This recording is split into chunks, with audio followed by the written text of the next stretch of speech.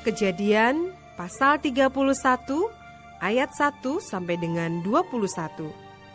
Yakub lari meninggalkan Laban. Kedengaranlah kepada Yakub, anak-anak Laban berkata demikian, Yakub telah mengambil segala harta milik ayah kita, dan dari harta itulah ia membangun segala kekayaannya. Lagi kelihatan kepada Yakub dari muka Laban, bahwa Laban tidak lagi seperti yang sudah-sudah kepadanya. Lalu berfirmanlah Tuhan kepada Yakub, pulanglah ke negeri nenek moyangmu dan kepada kaummu, dan aku akan menyertai engkau. Sesudah itu Yakub menyuruh memanggil Rahel dan Lea untuk datang ke padang ke tempat kambing dombanya. Lalu ia berkata kepada mereka, telah kulihat dari muka ayahmu bahwa ia tidak lagi seperti yang sudah-sudah kepadaku. Tetapi Allah ayahku menyertai aku. Juga kamu sendiri tahu bahwa aku telah bekerja sekuat-kuatku pada ayahmu. Tetapi ayahmu telah berlaku curang kepadaku dan telah 10 kali mengubah upahku. Tetapi Allah tidak membiarkan dia berbuat jahat kepadaku. Apabila ia berkata, yang berbintik-bintiklah akan menjadi upahmu, maka segala kambing domba itu beroleh anak yang berbintik-bintik. Dan apabila ia berkata yang bercoreng-corenglah akan menjadi upahmu, maka segala kambing domba itu beroleh anak yang bercoreng-coreng. Demikianlah Allah mengambil ternak ayahmu dan memberikannya kepadaku. Pada suatu kali, pada masa kambing domba itu suka berkelamin, maka aku bermimpi dan melihat bahwa jantan-jantan yang menjantani kambing domba itu bercoreng-coreng, berbintik-bintik dan berbelang-belang. Dan malaikat Allah berfirman kepadaku dalam mimpi itu, Yakub, jawabku, ya Tuhan. Lalu ia berfirman, angkatlah mukamu dan lihatlah bahwa segala jantan yang menjantani kambing domba itu bercoreng-coreng, berbintik-bintik dan berbelang-belang. Sebab telah kulihat semua yang dilakukan oleh Laban itu kepadamu. Akulah Allah yang di Betel itu, di mana engkau mengurapi tugu dan di mana engkau bernasar kepadaku. Maka sekarang bersiaplah engkau, pergilah dari negeri ini dan pulanglah ke negeri sanak saudaramu. Lalu Rahel dan Lea menjawab Yakub katanya, bukankah tidak ada lagi bagian atau warisan kami dalam rumah ayah kami? Bukankah kami ini dianggapnya sebagai orang asing karena ia telah menjual kami? Juga bagian kami telah dihabiskannya sama sekali. Tetapi segala kekayaan yang telah diambil Allah dari ayah kami adalah milik kami dan anak-anak kami. Maka sekarang perbuatlah segala yang difirmankan Allah kepadamu. Lalu bersiaplah Yakub, dinaikkannya anak-anaknya dan istri-istrinya ke atas unta. Digiringnya seluruh ternaknya dan segala apa yang telah diperolehnya, yakni ternak kepunyaannya yang telah diperolehnya di Padan Aram, dengan maksud pergi kepada Ishak ayahnya ke tanah Kanaan. Adapun Laban telah pergi menggunting bulu domba-dombanya. Ketika itulah Rahel mencuri terafim ayahnya, dan Yakub mengakali Laban orang Aram itu dengan tidak memberitahukan kepadanya bahwa ia mau lari. Demikianlah ia lari dengan segala harta miliknya.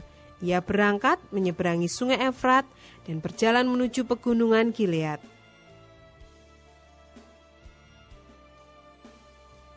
Ayat 22 sampai dengan ayat 42. Laban mengejar Yakub. Ketika pada hari ketiga dikabarkan kepada Laban bahwa Yakub telah lari, dibawanyalah sanak saudaranya bersama-sama. Dikejarnya Yakub 7 hari perjalanan jauhnya. Lalu ia dapat menyusulnya di pegunungan Gilead. Pada waktu malam datanglah Allah dalam suatu mimpi kepada Laban, orang Aram itu, serta berfirman kepadanya, jagalah baik-baik, supaya engkau jangan mengatai Yakub dengan sepatah kata pun. Ketika Laban sampai kepada Yakub, Yakub telah memasang kemahnya di pegunungan. Juga Laban dengan sanak saudaranya telah memasang kemahnya di pegunungan Gilead. Berkatalah Laban kepada Yakub, apakah yang kau perbuat ini? maka engkau mengakali aku dan mengangkut anak-anakku perempuan sebagai orang tawanan? Mengapa engkau lari diam-diam dan mengakali aku? Mengapa engkau tidak memberitahu kepadaku supaya aku menghantarkan engkau dengan sukacita dan nyanyian dengan rebana dan kecapi? Lagi pula engkau tidak memberikan aku kesempatan untuk mencium cucu-cucuku laki-laki dan anak-anakku perempuan. Memang bodoh perbuatanmu itu. Aku ini berkuasa untuk berbuat jahat kepadamu. Tetapi Allah ayahmu telah berfirman kepadaku tadi malam, jagalah baik-baik, jangan engkau mengatai Yakub dengan sepatah kata pun. Maka sekarang, kalau memang engkau harus pergi, semata-mata karena sangat rindu ke rumah ayahmu, mengapa engkau mencuri dewa-dewaku? Lalu Yakub menjawab Laban, aku takut karena pikirku, jangan-jangan engkau merampas anak-anakmu itu daripadaku. Tetapi pada siapa engkau menemui dewa-dewamu itu, janganlah ia hidup lagi. Periksalah di depan saudara-saudara kita segala barang yang ada padaku dan ambillah barangmu. Sebab Yakub tidak tahu bahwa Rahel yang mencuri terafim itu. Lalu masuklah Laban ke dalam kemah Yakub dan ke dalam kemah Lea dan ke dalam kemah kedua budak perempuan itu. Tetapi terafim itu tidak ditemuinya. Setelah keluar dari kemah Lea, ia masuk ke dalam kemah Rahel. Tetapi Rahel telah mengambil terafim itu dan memasukkannya ke dalam pelana untanya dan duduk di atasnya. Laban menggeledah seluruh kemah itu, tetapi terafim itu tidak ditemuinya. Lalu kata Rahel kepada ayahnya, janganlah bapa marah, karena aku tidak dapat bangun berdiri di depanmu, sebab aku sedang haid. Dan Laban mencari dengan teliti, tetapi ia tidak menemui terafim itu. Lalu hati Yakub panas, dan ia bertengkar dengan Laban. Ia berkata kepada Laban, apakah kesalahanku, apakah dosaku, maka engkau memburu aku sehebat itu? Engkau telah menggeledah segala barangku. Sekarang apakah yang kau temui dari segala barang rumahmu? Letakkanlah di sini di depan saudara-saudaraku dan saudara-saudaramu, supaya mereka mengadili antara kita berdua. Selama 20 tahun ini, aku bersama-sama dengan engkau. Domba dan kambing betinamu tidak pernah keguguran, dan jantan dari kambing dombamu tidak pernah kumakan. Yang diterkam oleh binatang buas tidak pernah kubawa kepadamu. Aku sendiri yang menggantinya. Yang dicuri orang, baik waktu siang, baik waktu malam, selalu engkau tuntut daripadaku. Aku dimakan panas hari waktu siang, dan kedinginan waktu malam, dan mataku jauh daripada tertidur. Selama 20 tahun ini, aku di rumahmu. Aku telah bekerja padamu 14 tahun lamanya, untuk mendapatkan kedua anakmu, dan 6 tahun untuk mendapat ternakmu. Dan engkau telah 10 kali mengubah upahku. Seandainya Allah ayahku, Allah Abraham, yang disegani oleh Ishak, tidak menyertai aku, tentulah engkau sekarang membiarkan aku pergi dengan tangan hampa. Tetapi kesengsaraanku dan jerih payahku telah diperhatikan Allah, dan ia telah menjatuhkan putusan tadi malam.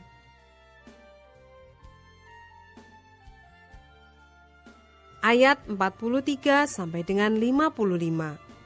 Perjanjian antara Yakub dan Laban. Lalu Laban menjawab Yakub, perempuan-perempuan ini anakku, dan anak-anak lelaki ini cucuku, dan ternak ini ternakku. Bahkan segala yang kau lihat di sini adalah milikku. Jadi apakah yang dapat kubuat sekarang kepada anak-anakku ini, atau kepada anak-anak yang dilahirkan mereka? Maka sekarang marilah kita mengikat perjanjian, aku dan engkau, supaya itu menjadi kesaksian antara aku dan engkau.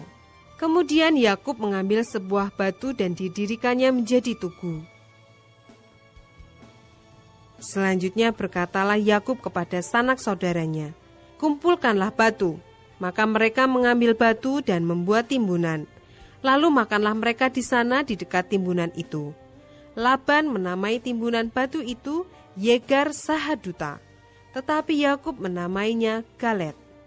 Lalu kata Laban, Timbunan batu inilah pada hari ini menjadi kesaksian antara aku dan engkau. Itulah sebabnya timbunan itu dinamainya Galed dan juga Mispa, sebab katanya, Tuhan kiranya berjaga-jaga antara aku dan engkau apabila kita berjauhan. Jika engkau mengaibkan anak-anakku, dan jika engkau mengambil istri lain di samping anak-anakku itu, ingatlah, walaupun tidak ada orang dekat kita, Allah juga yang menjadi saksi antara aku dan engkau. Selanjutnya kata Laban kepada Yakub, inilah timbunan batu, dan inilah tugu yang kudirikan antara aku dan engkau. Timbunan batu dan tugu inilah menjadi kesaksian bahwa aku tidak akan melewati timbunan batu ini mendapatkan engkau, dan bahwa engkau pun tidak akan melewati timbunan batu dan tugu ini mendapatkan aku dengan berniat jahat. Allah Abraham dan Allah Nahor, Allah ayah mereka, kiranya menjadi hakim antara kita. Lalu Yakub bersumpah demi yang disegani oleh Ishak ayahnya, dan Yakub mempersembahkan korban sembelihan di gunung itu. Ia mengundang makan sanak saudaranya, lalu mereka makan serta bermalam di gunung itu. Keesokan harinya, pagi-pagi, Laban mencium cucu-cucunya dan anak-anaknya serta memberkati mereka. Kemudian pulanglah Laban kembali ke tempat tinggalnya.